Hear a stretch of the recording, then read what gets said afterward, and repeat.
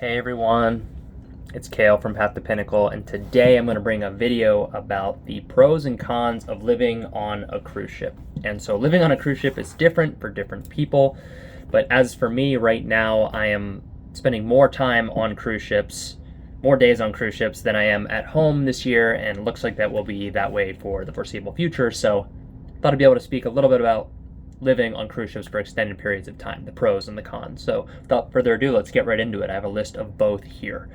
So first pro is you get to go to new places.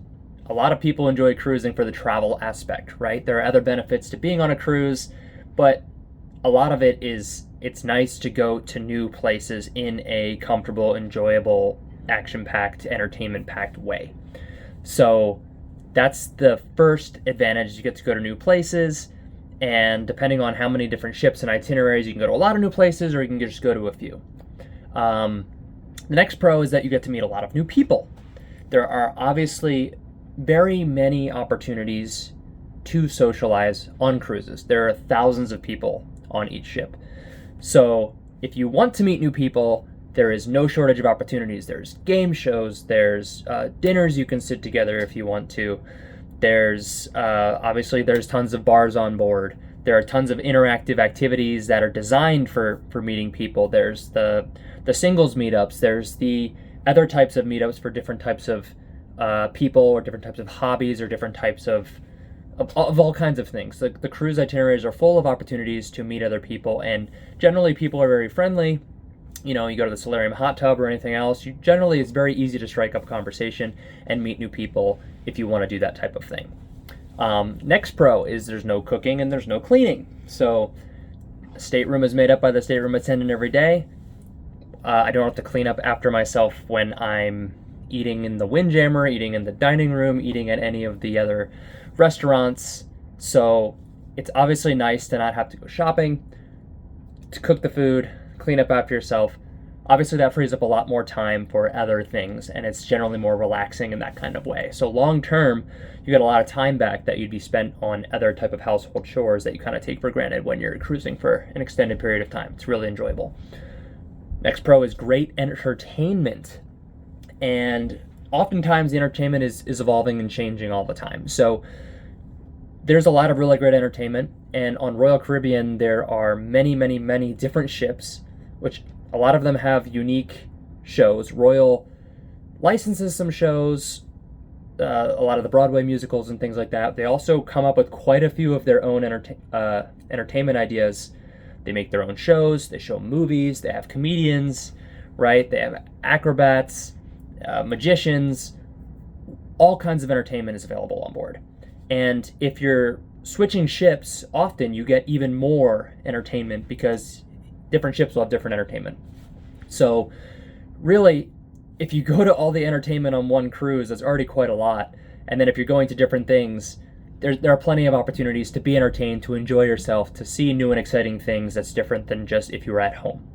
So, and the final pro I'm going to put on here is going to be great amenities from continued loyalty. So obviously if you're living on a cruise ship, you're going to be moving up in the loyalty program very quickly. And on Royal Caribbean, you get a lot of amenities from that. You get free Wi-Fi, free laundry, free gifts, free photos, exclusive events, upgraded dining eventually, free drinks.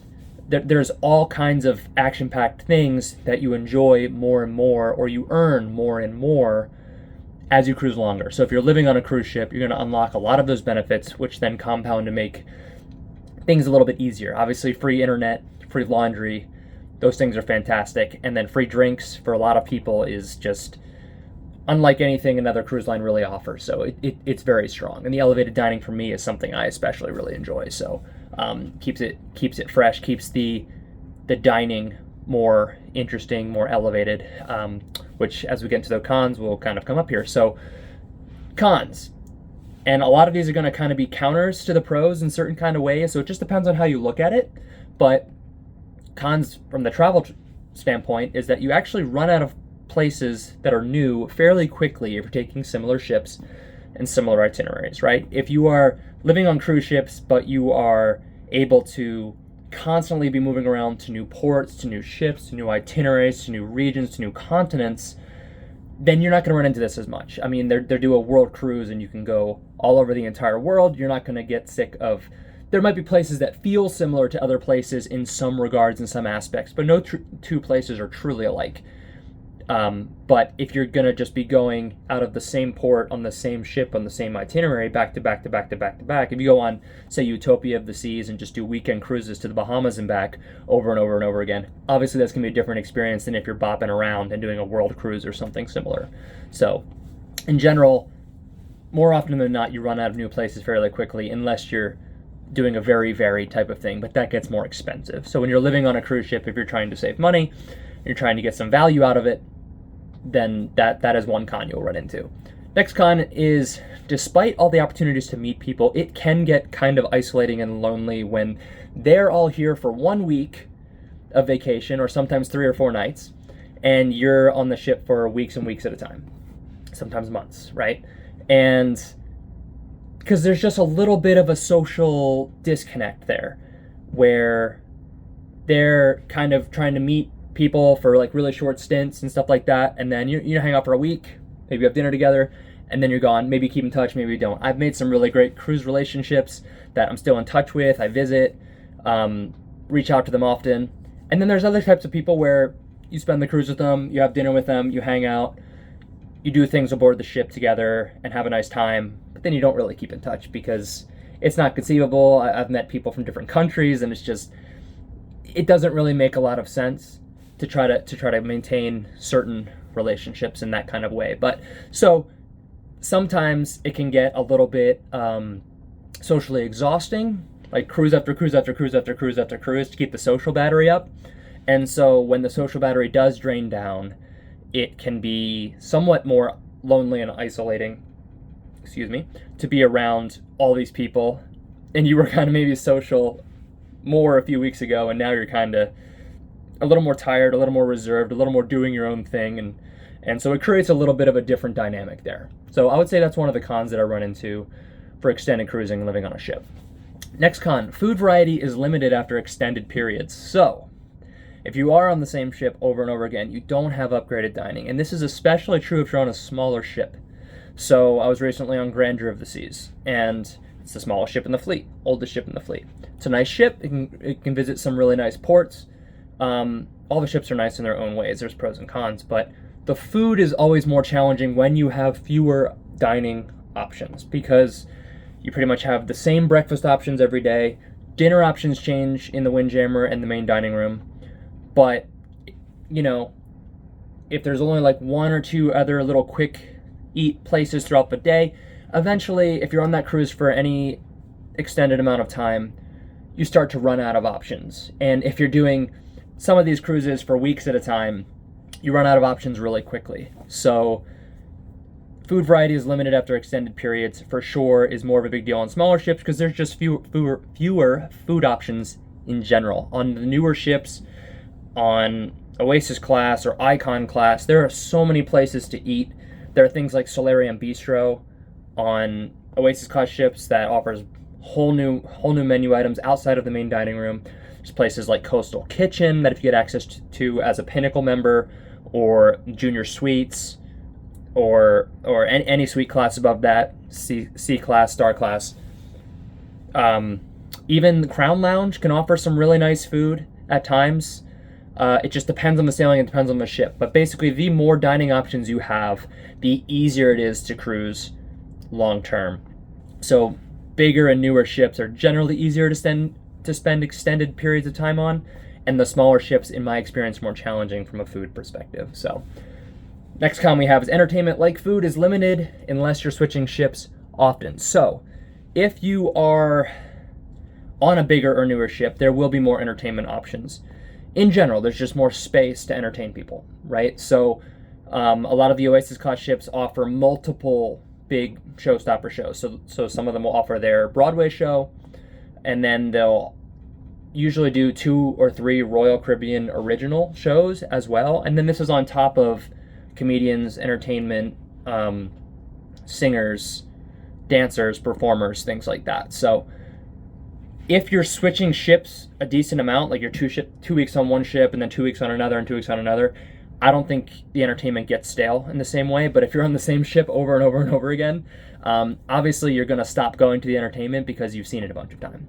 If I walk into a comedy club and I realize, oh, this is the same comedian I saw 2 weeks ago, the set is exactly the same, you know, it's not really funny when you know it's coming, right? So sometimes comedians will be more interactive and they'll be more improvisational, and that can be kind of unique. But if they're just doing a canned set, then, you know, I don't need to stay 45 minutes here, the set I heard 2 weeks ago. So anyway, you kind of run into some of those things when you're living on cruises for extended periods of time. And finally, each additional cruise tends to be slightly less exciting than all the cruises before it, but it does come with the thing, the cruises get a little bit more comfortable. So what I mean by this is that a lot of times cruisers and the cruise experience is kind of an exciting experience, especially Royal. It's designed for lots of activities, lots of things to do, lots of adventure, lots of cool excursions, lots of, you know, rock climbing and flow rider and water slides and sports court and all these different types of things, which I like. So that's really great.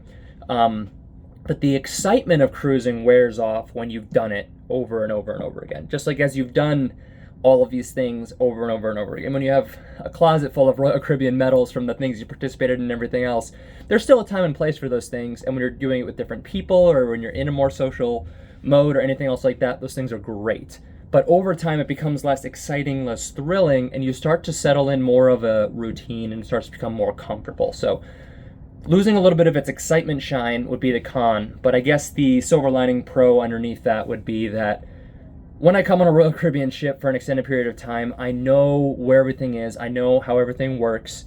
The ship almost becomes like a second home. And even certain ships that have been on more, they get a little bit more repetitive in certain ways, like the entertainment, but then I actually get to know all the really cool spots, places I like to hang out, the things I like to do, the food I like to eat.